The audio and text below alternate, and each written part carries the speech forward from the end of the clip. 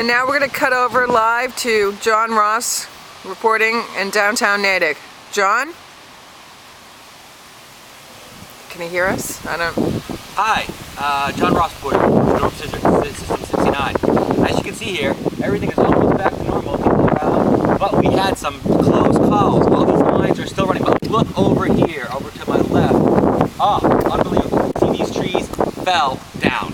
Unbelievable. They had unbelievable things underneath them, and power lines, because the power lines are actually on the other side.